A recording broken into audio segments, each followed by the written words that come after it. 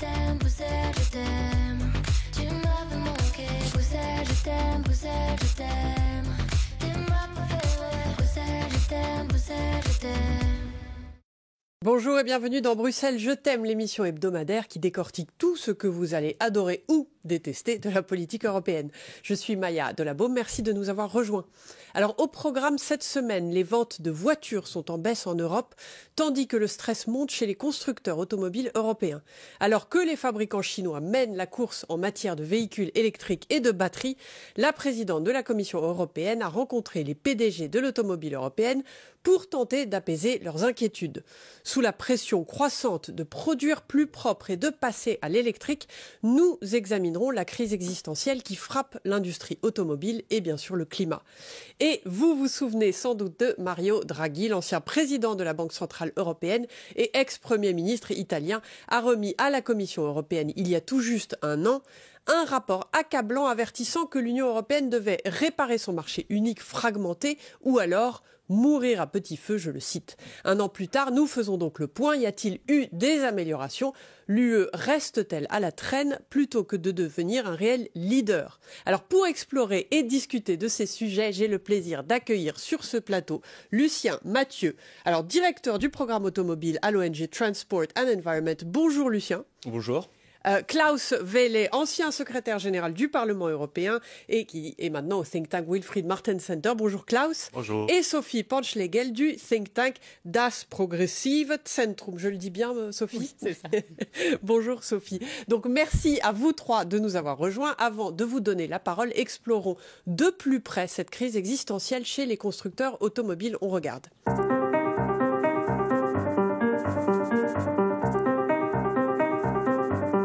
Le ralentissement des ventes, les prix élevés de l'énergie, la concurrence mondiale croissante et un environnement commercial incertain ont plongé l'industrie automobile européenne dans une crise sans fin.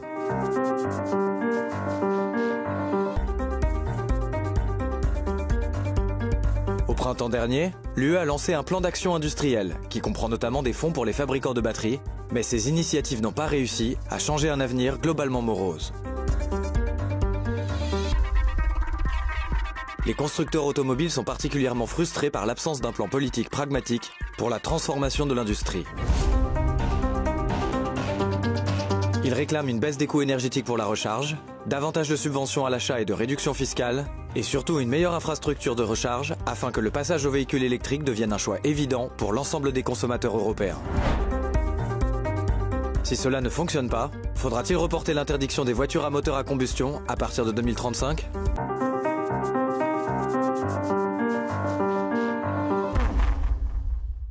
Alors on le voit un peu dans cette vidéo, le ton un peu alarmiste, on la connaît cette crise automobile, on sait que c'est une période extrêmement difficile. Alors Lucien, justement, je me tourne vers vous, c'est la question que pose cette vidéo, est-ce qu'il faut retarder l'interdiction des voitures à moteur thermique ? Alors, ce qu'on voit la semaine dernière, c'est un moment assez décisif pour l'industrie de l'automobile. D'un côté, au salon de Munich, les constructeurs automobiles ont annoncé plein de nouveaux modèles électriques, plus abordables, plus d'autonomie. En même temps, la Commission européenne, via la présidente, a annoncé que le futur était électrique et que l'Europe doit en faire partie lors du dialogue stratégique automobile. Donc, en fait, aujourd'hui, l'Europe, elle fait face à un choix décisif. Soit elle choisit de maintenir les objectifs CO2 et d'accélérer dans la course vers l'électrique et ainsi de se donner une chance de rivaliser avec la compétition chinoise et américaine, ou bien elle choisit de ralentir, d'affaiblir les objectifs et en fait ça risquerait de donner à l'industrie automobile un retard qui serait peut-être irrattrapable. Donc en fait c'est cette hésitation qui peut mener l'industrie automobile dans une impasse aujourd'hui. Mais donc il faut le retarder selon vous ou pas ? Ah non, alors c'est important de garder les objectifs en place. Pourquoi? En fait, principalement parce que ces objectifs servent de boussole pour les investissements. Il y a des centaines de milliards d'euros qui sont investis aujourd'hui en Europe dans la transition vers l'électrique. Alors ça va être dans les batteries, ça va être dans les infrastructures de recharge, les composants pour les véhicules électriques. Et d'ailleurs, c'est le sens d'une déclaration, d'une lettre qui a été envoyée par 150 PDG à la Commission européenne en demandant ne touchez pas les objectifs. On en a besoin pour sécuriser nos investissements qui sont déjà faits aujourd'hui. Donc en fait, c'est ce pas en arrière qui risquerait vraiment de ralentir toute cette transition. Alors justement, Klaus, je me tourne vers vous. Est-ce que vous êtes d'accord avec ça? C'est-à-dire, est-ce qu'il faut garder ces objectifs, garder ce délai installé par la Commission Ou alors est-ce qu'il faut peut-être respecter et interdire véritablement pour l'instant les moteurs thermiques? Quel est votre point de vue là-dessus? Je crois que ce n'est jamais une bonne idée de prescrire une technologie 10 ans en avance. Et donc ça, c'était une faute. Et je crois qu'il faut en discuter et les discussions vont continuer là-dessus. Mais il faut voir en même temps de remplir les ambitions climatiques. Si je suis bien informé, pour 2025 à 2027, pour les voitures privées et pour les poids lourds, on est en train de les remplir. Je suis aussi optimiste pour l'industrie automobile. Vous avez parlé de Munich. En effet, BMW, Mercedes, ils ont présenté des nouveaux modèles et ils ont investi chacun plus que 10 milliards, si je sais bien, dans cette technologie-là. Donc, on va avoir un certain parallélisme. Aussi important parce que l'introduction était un peu alarmiste. Si je connais les chiffres bien en Allemagne pour les nouveaux modèles, les premières 6 positions sont quand même Volkswagen. Et donc, cette idée qu'on est submergé par les modèles chinois, dans la pratique des choses, n'est pas vraie. On est compétitif et c'est essentiel qu'on garde cette industrie de l'automobile et qu'on combine la compétitivité avec la réduction CO2, donc, mais dans un scénario si technologiquement je comprends bien, vous avez neutre. foi en un tout électrique. C'est-à-dire vous pensez que c'est tout à fait quelque chose qui est... On n'a pas besoin de retarder le délai. Non, ça sera la nouvelle technologie, ouais. Mais peut-être après on va avoir quelque chose d'autre dans l'industrie automobile. On discute aussi d'autres, disons, je ne sais pas si en français carburant c'est oui, la juste expression. On discute d'autres. Oui. Donc c'était jamais une bonne idée de dire il faut cette technologie et seulement cette technologie-là. Il faut être technologiquement ouvert, mais avoir les mêmes ambitions que la Commission a déjà prescrit pour 2035. D'accord. Sophie, justement, est-ce que vous êtes d'accord avec ça? Est-ce que véritablement, il y a ce tout électrique, il doit être là, il n'y a pas besoin d'un retard sur le délai? C'est ça la priorité, et comme dit Klaus, peut-être que c'est aussi une diversification? La diversification, il la faut. Après, il ne faut pas oublier qu'on a quand même une crise climatique et que le principal, c'est qu'il faut décarboner. On n'a pas le choix. Et les voitures en font partie. Et d'ailleurs, la Commission a bien un plan aussi, avec quand même un pacte vert qui démontrait qu'il fallait décarboner. Par exemple, aussi les flottes d'entreprises qui vont passer. C'est une réglementation qui va être mise en place et qui fait d'ailleurs une grande partie aussi de la flotte de voitures qu'on a en Europe. Donc, c'est le droit chemin. Après, il ne faut pas oublier quand même que le secteur automobile, ça fait 14 millions d'emplois en Europe. Donc, c'est une grosse part des emplois et c'est ça qui compte pour l'instant aussi parce qu'on est face à une récession économique. Donc, on voit aussi que la Commission est un peu dans une situation difficile puisque d'un côté, ils essayent d'être protectionnistes aussi par rapport aux voitures électriques chinoises où on a mis des droits de douane dessus parce qu'il y a eu des subventions qui étaient injustes et donc une compétition qui était inégalitaire. Mais d'un autre côté, on voit aussi que le secteur automobile a peut-être pas fait les investissements qu'il fallait ces dernières années et qu'on a un retard technologique et un retard, par exemple, dans les chaînes d'approvisionnement en ce qui concerne les matériaux critiques, les batteries, on en a parlé. Alors justement, vous parliez des suppressions d'emplois et ça c'est très important. Une étude publiée par l'Institut de l'économie allemande, commandée donc par le ministère fédéral, prévoit qu'environ 100 000 emplois pourraient disparaître d'ici à la fin de l'année. Lucien, est-ce que ça vous inquiète justement ? Alors, il faut savoir que lors de la transition vers la mobilité électrique, en fait, c'est une transformation assez profonde pour l'industrie automobile. Donc, il y a certains emplois, notamment dans la chaîne de valeur du moteur thermique, qui vont disparaître, mais il y en a beaucoup d'autres qui vont être créés dans toute cette chaîne de valeur de la mobilité électrique que je mentionnais précédemment. Les batteries, la recharge, les composants. Donc nous, on a fait une étude qui montre qu'en fait, c'est principalement un changement d'un secteur vers l'autre. Donc un net résultat qui est quasiment neutre. Ce que ça veut dire, en fait, ça veut dire que la priorité doit être sur la formation. Les compétences ne sont pas forcément transférables, donc il faut former les personnes, les ouvriers, les employés vers les secteurs d'avenir. Donc ça veut dire beaucoup de création d'emplois, en gros. Voilà, il y a des créations d'emplois à la clé. On a fait une étude aussi qui montre que, en fait, en revenant sur 2035 et en affaiblissant les politiques industrielles, c'est 1 million d'emplois qui pourraient être perdus. Et ici, dans la chaîne de valeur de la mobilité électrique. Donc il y a des gros enjeux dans cette transition. Et ce qu'il faut savoir, c'est que le monde va vers l'électrique avec l'Europe ou sans l'Europe. Et donc la Chine notamment, mais aussi d'autres marchés comme l'Indonésie, la Thaïlande, sont en train d'aller vers l'électrique et même de dépasser l'Europe. Donc cette transition, elle est en train de se faire. Et en fait, c'est pas en hésitant qu'on va récupérer ces emplois-là, et c'est pas en misant sur une technologie thermique en fin de vie qu'on va les sauver.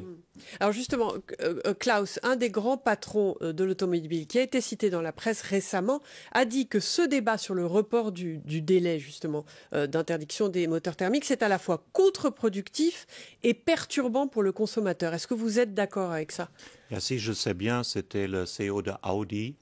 Et il y a différents positionnements de différentes entreprises. Donc Volkswagen a beaucoup investi, aussi Volvo a beaucoup investi. Donc il voit ça peut-être comme un avantage. Mais en réalité, je crois qu'il faut organiser une transition qui est bonne pour tout le monde. Et j'étais récemment en Chine, j'ai pu visiter des usines aussi de l'industrie automobile européenne. Et c'est ce qu'ils font. Ils font les deux en parallèle. Ouais. Donc je suis entré, on m'a dit à gauche on gagne notre argent et à droite c'est le futur. Et donc il faut permettre cette transition-là et pas être naïf. Il ne faut pas perdre notre secteur automobile comme on a perdu le secteur solaire vers les Chinois. Et donc, on ne peut pas seulement optimiser vers le CO2 seulement. Il faut aussi penser industrie. Il faut aussi penser de ne pas donner des arguments de plus à l'extrême droite qui aimerait bien utiliser ça. Oui. Et Sophie, vous pensez justement, en parlant de cette transition, est-ce qu'elle est aujourd'hui bien enclenchée et bien... C'est-à-dire, est-ce qu'on est sur la bonne voie ? Une grande question. Je pense, voilà, après c'est une opinion personnelle, je pense qu'on n'est pas allé assez loin et on voit aussi quand même que dans tout ce qui était pacte vert dans le mandat précédent, après les élections européennes, on a maintenant tout ce qui est les simplifications et je suis pas sûre que juste déréguler, ça soit une bonne idée. Surtout que c'est pas basé non plus sur voilà, une évidence très claire que ça va augmenter la compétitivité, par exemple. Après, sur tout ce qui est automobile, je pense qu'il y a beaucoup qui doit venir aussi du secteur lui-même et on voit que pour l'instant, on a quand même une concurrence déloyale énorme de la part de la Chine et des États-Unis. On a un climat, une politique commerciale globale qui n'est plus là pour nous, alors qu'on est très dépendant des exports. Et donc ça nous met dans une position qui est très difficile. Donc je pense qu'en fait, ça s'est accéléré et on n'a pas assez investi assez rapidement. Et d'ailleurs, on va en reparler avec le rapport Draghi, mais je pense qu'il y a vraiment un problème politique où il faut mettre en place en fait ces structures politiques pour avoir cette transition qui fonctionne. Justement, au niveau politique, la semaine dernière à Strasbourg, lors du discours sur l'état de l'Union, l'automobile a fait son apparition et un message clair a été adressé au secteur. La présidente de la Commission européenne, Ursula von der Leyen, était assez passionnée. On la regarde. Millions of Europeans want to buy affordable European cars. Des millions d'Européens souhaitent acheter des voitures européennes abordables. Nous devons donc investir dans des voitures compactes et abordables, tant pour le marché européen que pour répondre à la forte augmentation de la demande mondiale. C'est pourquoi nous proposerons de collaborer avec l'industrie dans le cadre d'une nouvelle initiative en faveur des voitures compactes et abordables. Je pense que l'Europe devrait avoir sa propre voiture électrique. L'avenir de l'automobile et les voitures du futur doivent être fabriquées ici, en Europe. The future of cars and the cars of the future must be made here in Europe. Alors Lucien, quand vous regardez von der Leyen, alors c'est des choses qu'elle a déjà dites, on le sait, mais est-ce que c'est réaliste de le présenter de cette façon-là ? Cette petite voiture électrique dont elle parle. Déjà, il faut souligner qu'elle dit très clairement le futur de l'automobile est électrique et l'Europe doit en faire partie. Donc, et je suis d'accord avec ce que vous disiez, décarbonation ne peut pas rimer avec désindustrialisation. Donc c'est une transition qui doit se faire avec l'industrie et l'industrie automobile européenne a aujourd'hui les moyens de réussir cette transition. Et c'est pas en hésitant et en essayant de freiner qu'elle va y arriver d'ailleurs, comme je disais tout à l'heure. Mais pour la petite voiture électrique, ce que mentionne Ursula von der Leyen, donc ça c'est une nouvelle initiative, on ne sait pas encore exactement ce qui va en sortir. Alors nous, on espère que ça soit une initiative qui permette de vraiment booster le segment de la petite voiture électrique en Europe, car c'est ça dont on a besoin aujourd'hui pour faire pénétrer l'électrification dans le marché de masse. Voilà, les revenus, les ménages à bas ou moyens revenus, aujourd'hui, ils n'achètent pas des véhicules à 40 000 euros. Donc c'est ce petit véhicule électrique plus abordable qui véritablement permettra à la transition électrique en Europe de passer la vitesse supérieure. Alors on va revenir un peu sur les problèmes véritablement de cette voiture électrique, mais du point de vue politique, et Klaus, je me tourne vers vous, et en tant qu'ancien secrétaire général aussi du Parti populaire européen, du PPE, il y a eu beaucoup de huées du côté du Parlement européen, après le discours de von der Leyen, y compris de sa propre famille politique, et elle les a dérangés. Donc le PPE aujourd'hui, est-ce qu'il a raison de vouloir en découdre sur cette question? Je crois que le PP a compris, et peut-être c'était un des premières forces politiques qui a compris, qu'on ne peut pas faire l'environnement contre l'économie et contre l'industrie. Parce que si on essaie ça, on va perdre notre démocratie. Et l'extrême droite en Allemagne et en France en profiterait. Donc on ne peut pas optimiser juste pour CO2, il faut préserver notre industrie, il ne faut pas être naïf. On a déjà perdu tellement de secteurs vers la Chine, qui est resté quand même principalement un pays qui travaille avec une industrie d'État. Ils ont signé sur la WTO, mais après, ils n'ont pas rempli les conditions. Donc, je crois que le PPE est sur le bon chemin. Elle a forcé la nouvelle commission de changer la direction et de voir l'environnement, l'économie et la démocratie ensemble. Mais le PPE est plutôt contre ce délai, justement, de l'interdiction des voitures à moteur thermique. Donc, vous avez l'air de dire au contraire qu'il ne faut pas forcément être contre. Je crois qu'il faut maintenir le cap de la décarbonisation, mais il faut être technologiquement neutre. Donc, il faut en discuter comment on peut y arriver. Si c'est 2035 ou pas, Mme von der Leyen a confirmé 2035. On a ajouté le projet des petites voitures, c'est ce qui est très proche au cœur du commissaire Séjourné. Volkswagen a déjà proposé qu'ils vont construire un modèle à 20 000 euros. Je suis sûr que les producteurs français et italiens seront capables de faire la même chose.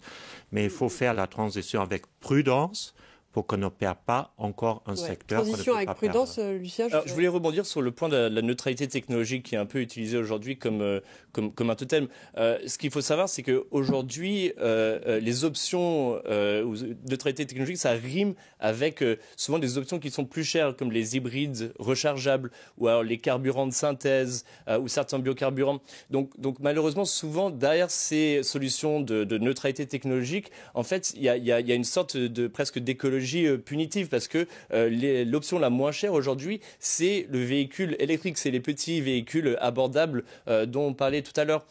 Et donc en fait, ralentir sur l'électrique et déployer des solutions comme les hybrides rechargeables qui coûtent aujourd'hui 50 à 60 000 euros en moyenne, c'est pas véritablement ça qui va permettre à la population et aux citoyens d'accepter cette transition. Justement, Lucien, parlons justement de la population et des citoyens. Et Sophie, je me tourne vers vous. Finalement, la vraie question, c'est aussi qu'est-ce que veulent les consommateurs ? Et peut-être que vous pouvez répondre à cette question compliquée. Je ne connais pas les sondages, je dois dire, donc il faudrait que je vois avec le collègue de Tiani.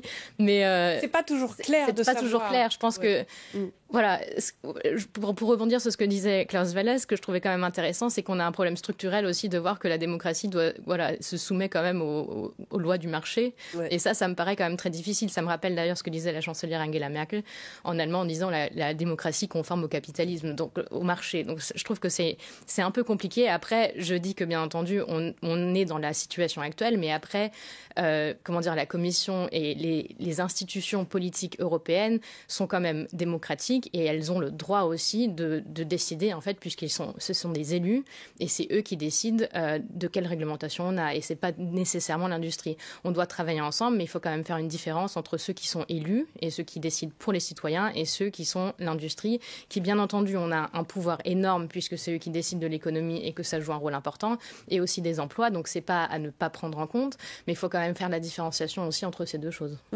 Alors justement, un problème majeur pour les consommateurs aujourd'hui, lorsqu'ils envisagent de passer à l'électrique, est la peur de rester bloqués sans borne de recharge. Pour savoir si cette inquiétude est justifiée, nous avons parlé à Romain Deneyer, conseiller principal en e-mobilité chez EV Belgium. On l'écoute. Le principal obstacle aujourd'hui, c'est la perception. Et c'est un véritable problème que nous observons partout en Europe.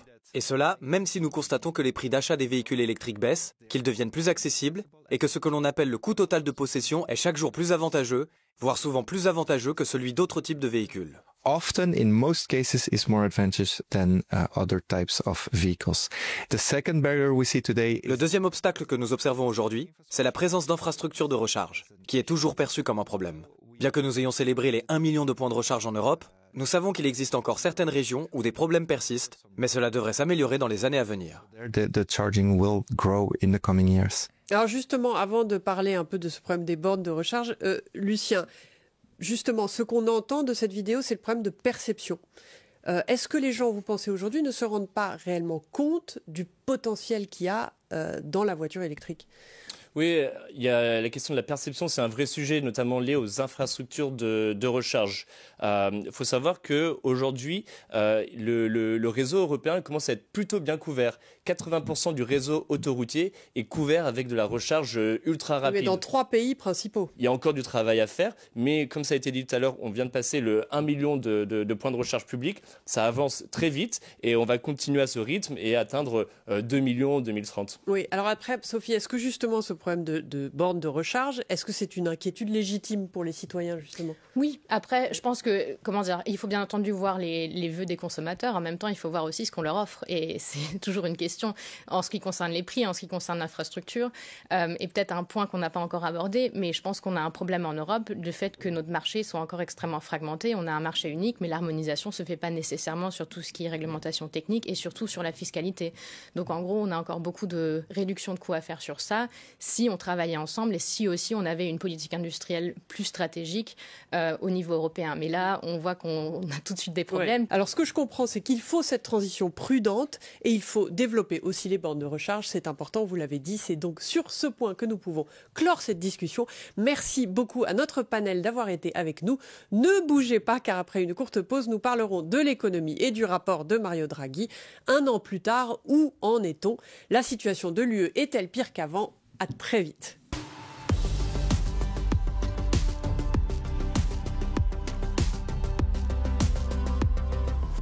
Heureuse de vous retrouver sur le plateau de Bruxelles Je t'aime avec nos 3 invités ici présents. Alors cette semaine, Mario Draghi est venu à Bruxelles pour rappeler aux législateurs qu'il y a 1 an, il avait averti lui-même que l'UE risquait de mourir à petit feu si elle ne s'engageait pas dans une profonde refonte et une simplification de ses règles, si elle n'améliorait pas l'accès au financement et ne facilitait pas la vie des startups et des entreprises en croissance.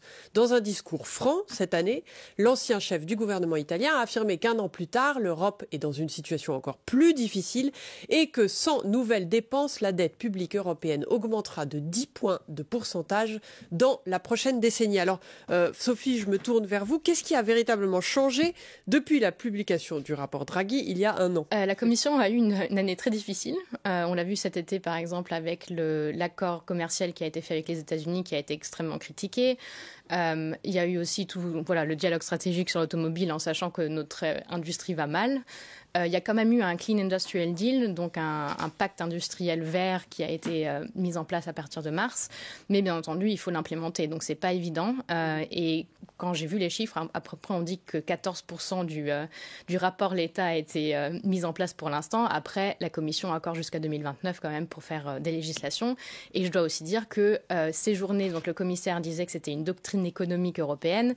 Il ne faut pas oublier qu'il y a eu aussi d'autres rapports, le rapport l'État, le rapport Ninisteux. Donc ce sont des rapports que la Commission peut utiliser comme elle bon lui semble, puisque Mario Draghi n'est pas élu à la Commission européenne et c'est bien entendu à la Commission de décider aussi ce qu'elle semble bien, en fait, ce qu'elle doit mettre en place ou pas. Alors justement, vous dites Mario Draghi n'est pas élu, mais on a l'impression qu'il agit un peu dans l'Union européenne comme une sorte de fantôme qui est là pour rappeler un peu ce que l'Union européenne devrait faire. Je pense que vous êtes d'accord avec ça, Klaus. Mais pourquoi était-il si pessimiste en fait dans son dernier discours justement ? Est-ce que on n'a pas suffisamment suivi les recommandations de Draghi ? Je crois que ça se prépare, mais il manque un peu les actions d'urgence.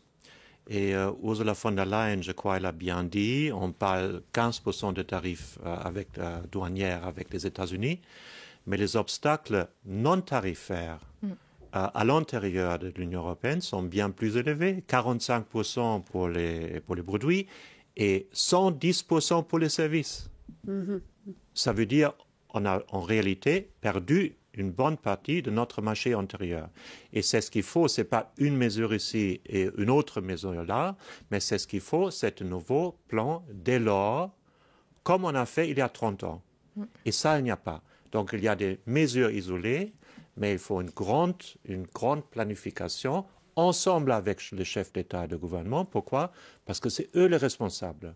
C'est eux qui ne veulent pas unifier. C'est eux qui ne veulent pas changer la législation. Jacques Delors, dans le temps, l'a fait ensemble avec Helmut Kohl et Mitterrand. Il faut quelque chose de cette même envergure.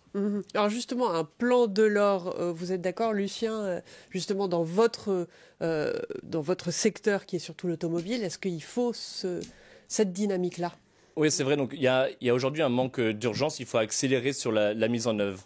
Ça, c'est au niveau des États membres et du Parlement que là, il faut vraiment accélérer. Mais il y a aussi un manque d'ampleur. Ce qu'il y a besoin, c'est quand même une politique industrielle très, très forte avec des investissements massifs. Il faut regarder que le rapport Draghi, quand même, un des piliers, il se base sur le fait que la compétitivité, ça va ensemble avec la décarbonation. Donc ça place vraiment ce tandem au cœur de sa politique industrielle. Ce qu'il faut faire aujourd'hui, notamment dans le secteur des technologies vertes, alors ça va être les batteries, les véhicules électriques, les composants électriques, l'acier vert, les panneaux solaires, il y a besoin d'aide à la production. C'est ce qu'on a dans l'IRA américain, le Inflation Reduction Act, qui est ce plan américain de subventions massives à l'industrie. Aujourd'hui, c'est de ça dont on a besoin, notamment pour l'industrie des batteries, si on veut qu'elle puisse survivre et se déployer et monter à l'échelle en Europe. Eh bien, l'une des priorités justement fixées par Draghi, c'est de combler le retard d'innovation dans les technologies avancées. Mais cela a été contesté par Michael Pinto, directeur général de Circular Materials, une entreprise spécialisée dans les matériaux climatiquement positifs pour la construction. On l'écoute. Le problème ne réside pas dans un manque d'innovation. Les Européens sont très innovants. Ce dont nous avons besoin, c'est de faciliter la mise à l'échelle et la commercialisation des technologies que nous développons et de les garder ici sous forme d'entreprise. Et la réponse à cette question est évidemment de s'attaquer à la fragmentation. Nous devons faire de l'Europe un marché unique sans friction qui profite à l'ensemble des 450 millions de citoyens. Et pour cela, tous les acteurs doivent jouer le jeu. Il ne s'agit pas seulement de la Commission européenne. Il s'agit en fait des États membres, des régions au sein de chaque pays, et nous devons en faire une proposition attrayante pour les investisseurs. Alors justement, Sophie, Draghi, lui, il affirme que l'UE doit promouvoir les technologies de pointe, quantique, biotechnologie, robotique, spatiale. Mais est-ce qu'on a vraiment les chances d'y exceller dans ces domaines-là? Oui, on a ce qu'il faut. On a des universités, on a l'innovation, on a une industrie. Le problème qui a déjà été mentionné, c'est vraiment cet approfondissement du marché unique et aussi le fait que les États membres, et c'est pour ça que c'est important aussi de faire la différenciation avec la Commission qui essaye de proposer, mais elle ne peut rien faire sans les États membres. Et en fait, il y a un manque d'urgence dans les États membres de vraiment comprendre qu'on est dans une situation où il faut vraiment un plan Delors ou un plan, dans ce cas-là, von der Leyen, Draghi, pour avancer. Et je pense que le problème qui a été mentionné, le fait qu'on n'arrive pas à mettre à échelle, à commercialiser, on le voit avec par exemple les startups où il y a beaucoup d'idées qui sont créées en Europe et après ils partent aux États-Unis pour s'agrandir. Et ça, c'est pas faisable pour nous puisque c'est pas nous qui profitons au final et c'est pas notre économie qui profite alors que c'est nous qui avons inventé les idées et puis voilà, fait cette innovation qui est nécessaire dans l'économie. Alors justement, Klaus, il y a une autre chose que Draghi a dit, c'est qu'il fallait mettre en pause l'AI Act, qui est vraiment l'acte fondateur de la régulation sur l'intelligence artificielle. Est-ce que c'est une proposition, selon vous, il doit faire ce genre de proposition? Vous êtes d'accord? Je crois que c'est ce qu'il a voulu dire, c'est il faut mettre fin à cette idée que nous, on met des règles sur tous les risques et on ne prend plus les risques. Et là, dans ce sens-là, je suis d'accord. Ouais. On est une société qui est vieillissante. Et les sociétés vieillissantes n'aiment pas le risque. Mais de ne pas prendre le risque, c'est le plus grand risque. Et on est un peu là. Nous, on fait les règles pour l'intelligence artificielle, mais la croissance se fait ailleurs. Et je suis d'accord avec Sophie. Donc, il y a beaucoup de jeunes qui sont très qualifiés des universités qui peuvent établir leur petite entreprise jusqu'à 50 personnes. Et après, quand ils veulent avoir la vraie croissance, ils doivent se mettre aux États-Unis. Et ça c'est pas juste. Et c'est pour cela qu'il faut un nouveau plan Delors, plan von der Leyen, et pas des mesures isolées. prendre plus de risques et mettre en place ce grand plan de l'or. C'est sur ce point que nous pouvons conclure cette conversation. Merci infiniment à notre panel d'avoir été avec nous et merci à vous de nous avoir suivis. À très bientôt sur Euronews.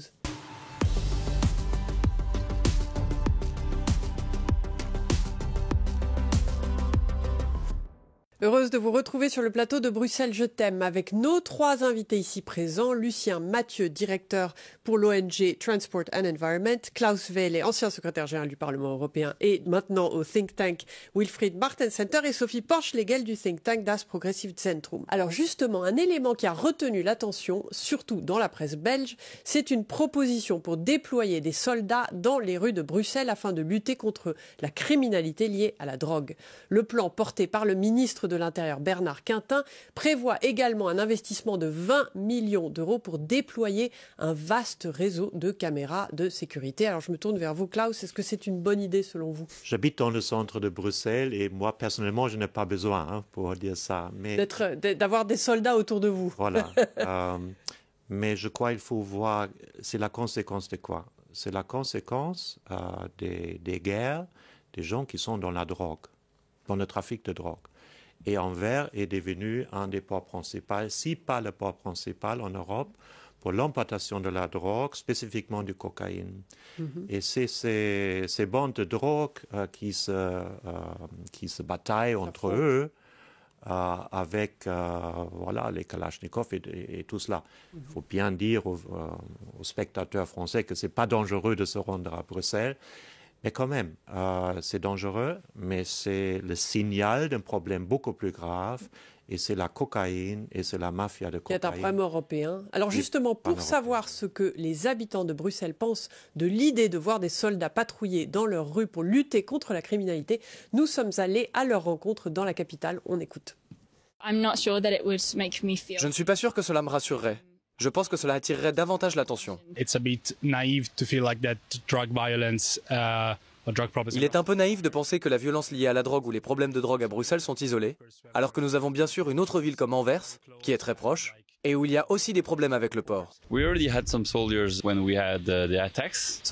Nous avions déjà des soldats après les attentats terroristes de Bruxelles. Donc je pense que oui, cela donnerait peut-être un sentiment de sécurité supplémentaire. Cela ne ferait qu'empirer les choses, l'insécurité et la violence, car je pense que les soldats sont des soldats et qu'ils sont entraînés pour combattre. Donc je pense que cela n'aiderait en rien.